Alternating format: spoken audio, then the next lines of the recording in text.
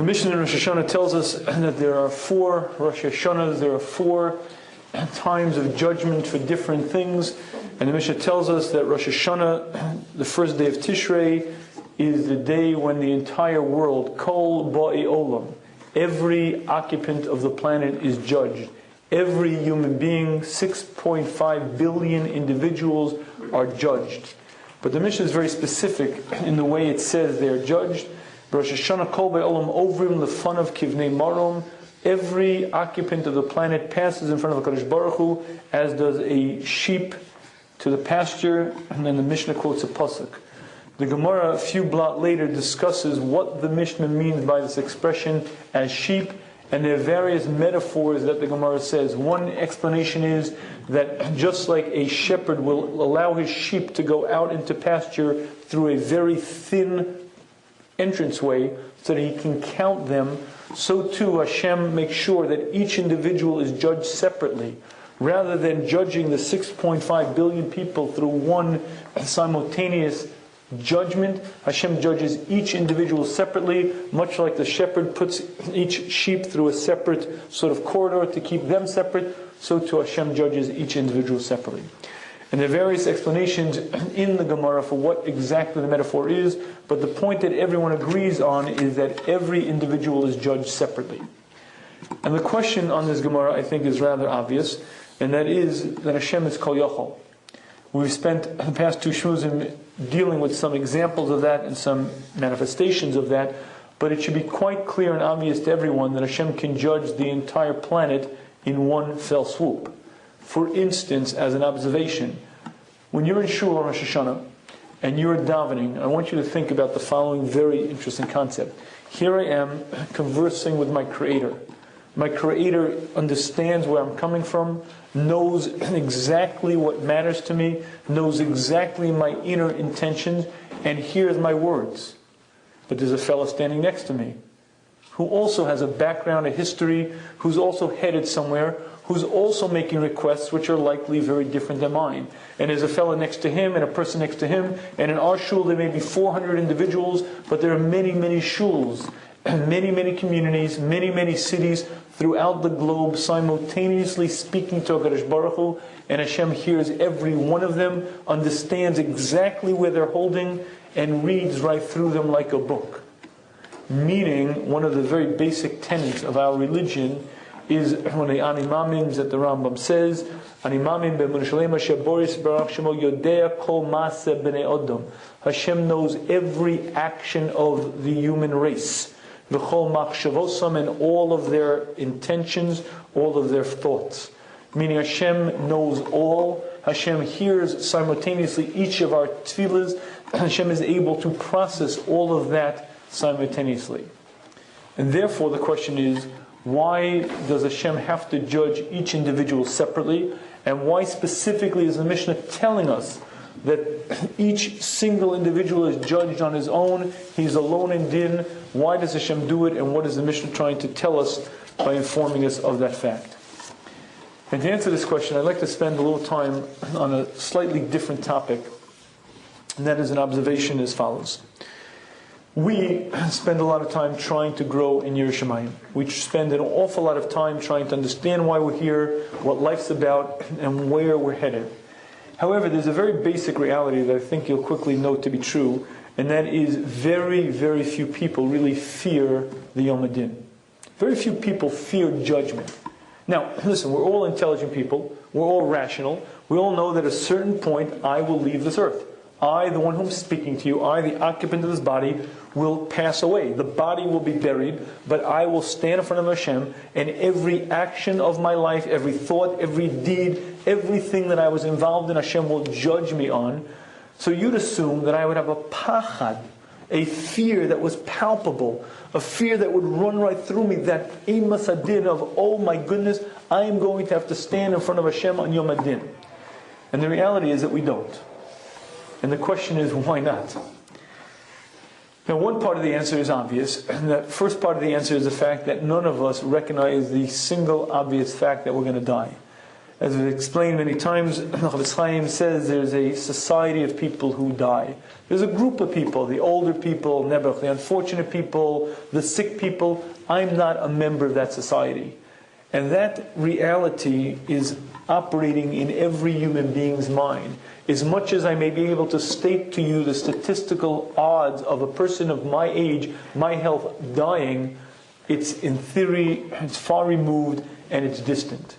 However, a person can work on this, and if a person works on it, they begin understanding it, they begin having it become real, and this reality that I will leave this current existence becomes much more right there in front of them. But even if you do that, I think there are three major obstacles to fearing the din. Three major problems why it is that you and I don't fear judgment when we leave this earth. And the first one I'll explain to you as follows. Most people, when they think about Yom HaDin, think of it in the following understanding. It's kind of like a pass-fail test. There are college courses that you can take, not by grade or point level, but pass-fail. If you pass it, you get credit. If you fail it, you don't. I think in the back of our minds, most people think of the world to come in a pass-fail kind of manner. Meaning like this. We're all a bunch of angels. We're all just there. If you're in, you're in. Oh, you have bigger wings, I have smaller wings, but we're all there together. It's going to be great. I'm okay, you're okay. We're all in this beautiful, wonderful world together, and it's pass-fail. As long as you get in, you're good. Okay, now, if that were true, it would be wonderful, but I don't believe it's accurate at all whatsoever.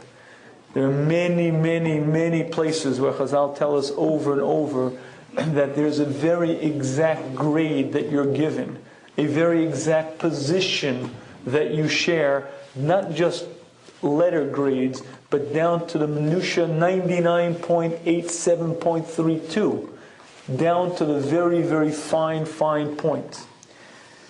And that first mistake that most people make of the pass-fail, I think isn't that hard to overcome. But there's a second mistake that many people make, and that is they think of the world to come as a GPA average. I mean, my grade point average is a cumulation of the various subjects that I took. I got an A in this course, B in this course, C in this course. Overall, what's my grade? My average is 3.5. And with that, that is where I'll be in the world to come.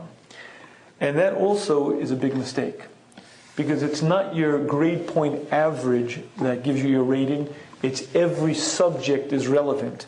And if you'd like a mushal to help explain this, I now, Baruch Hashem, I have teenage daughters. And one of the experiences of being a father of teenage daughters is the fact that you become aware that to girls, their looks are very, very important.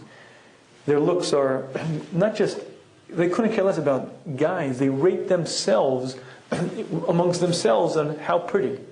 But if you think about it, pretty or beautiful is not based on one criteria. If you ask guys who are in shidduchim, and I think it's a little bit of a mishigas, you could have a very attractive young woman, but if she's overweight, I won't go out with her.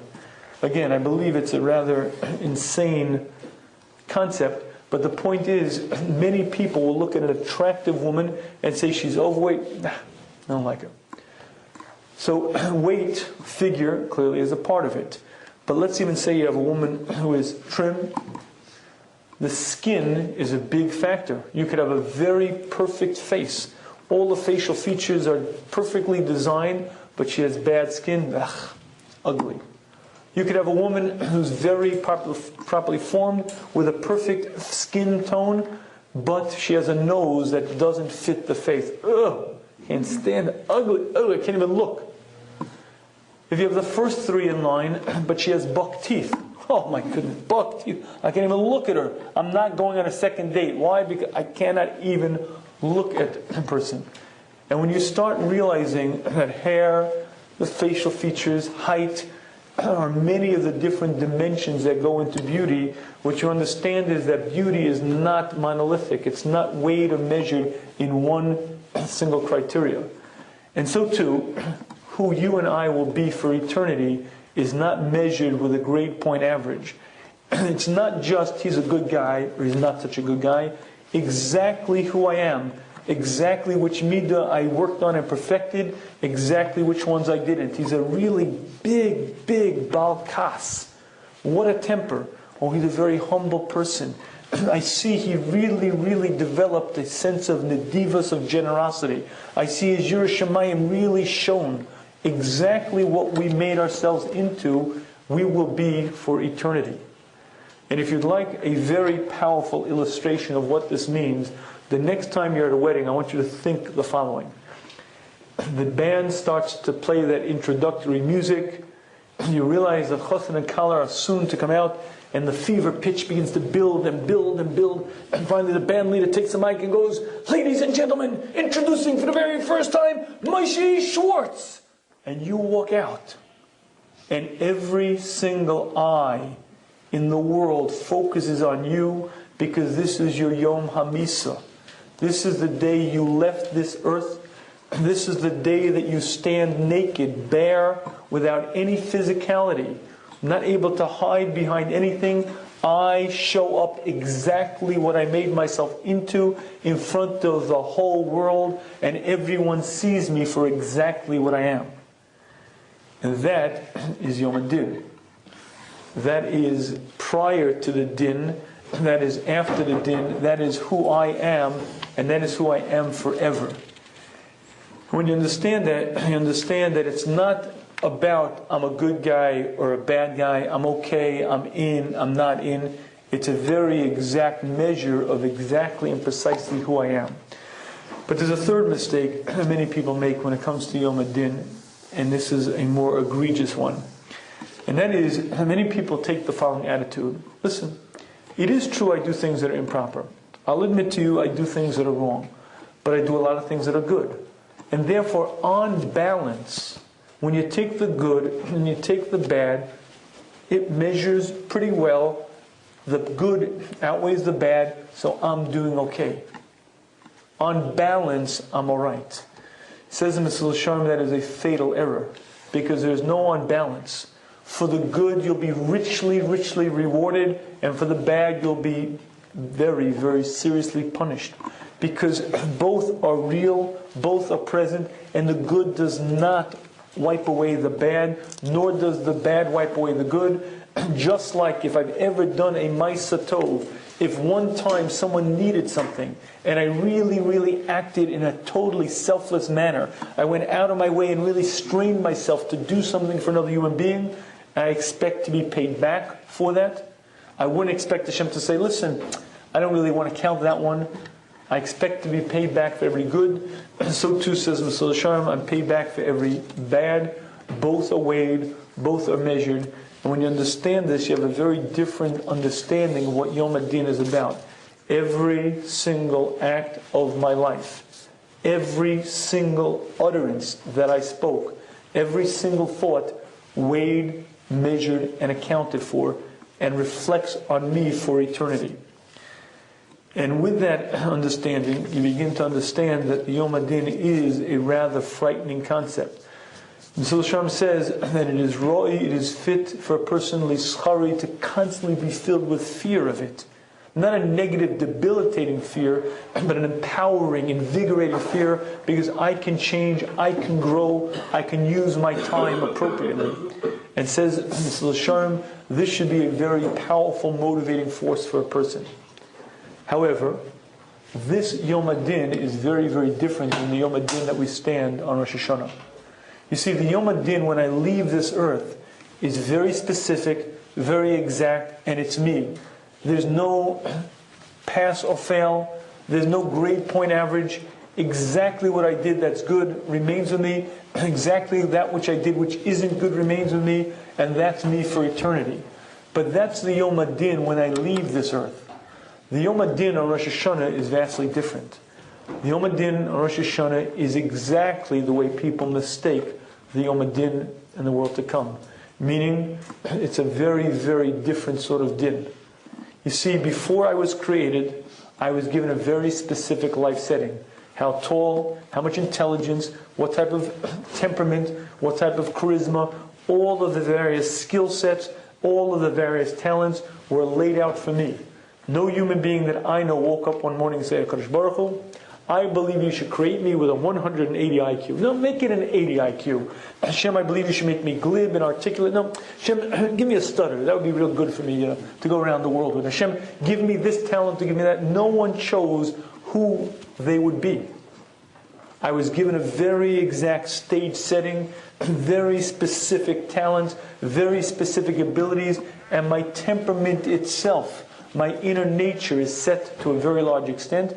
I'm weighed and measured based on what I accomplished with that, how far did I go with that, where did I take that to. The din on Rosh Hashana is one simple question. And that simple question is, you were created and born to live 120 years. Are you now ra'oi? Are you now fit to continue that existence? Based on what you've done, based on the way you've used your time, based on where you're heading, is that what's appropriate? Is that what's proper? Is that what you should be receiving? And it's not just life, it's all of the various criteria. It means health, it means parnasa, it means every success in every area. The question is, this is what you were predetermined to have. Are you fit for that? Are you ready for that? And more than that, is it good for you? An interesting statistic that I haven't quoted before, and they say that 80% of lottery winners are bankrupt within 5 years. I won big, wow, I won it, let's go! Within 5 years, it's not that they're no longer wealthy, not that they're no longer well-to-do, they're far worse than they were before they won. They're now bankrupt. 80%. Why? Because the vast majority of people cannot handle bracha.